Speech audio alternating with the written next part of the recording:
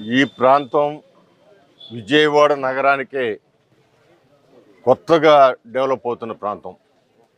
ఈ విజయవాడ నగరంలో ఎక్కడా కూడా ప్లేస్ లేదు.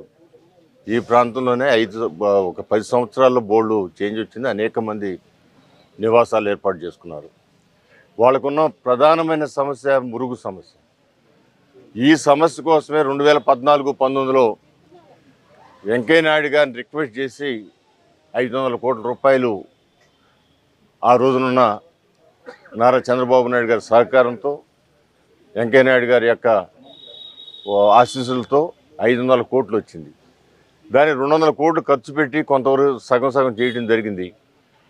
ఈలోపు గవర్నమెంట్ మారి ఆ టైంలో ఒక్క చిన్న డ్రైన్ పూడికి కూడా తీయలేకపోయాడు. అదేవిధంగా ఆ రోజు నిధులు కూడా పక్కదారి పట్టించి ₹1 కూడా లేకుండా చేయటం వలన, పూడికి కూడా తీగిపోవటం వలన ఉన్న డ్రైన్లన్నీ కూడా పాడైపోయి మొన్న వర్షానికి మొత్తం ఒక నదిలాగా తయారైంది. ఈరోజు ఈ ప్రభుత్వం నారా చంద్రబాబు నాయుడు గారి నాయకత్వంలో మొన్న డిస్కషన్ కూడా చేయడం జరిగింది. అవసరమైతే CRDA నుంచి ఒక 100 కోట్లు ఇప్పించి ఈ యొక్క కార్యక్రమం పూర్తి చేయాలని చెప్పి ఆయన కూడా చెప్పడం జరిగింది. తొందరలోనే ఈ కాలనీకి, ఆ మురుగు నుంచి, ఈ కాలనీకే కాదు, విజయవాడ నగరంలో మొన్న పెద్ద వర్షానికి అన్ని కాలనీలు కూడా నీళ్ళు వచ్చాయి.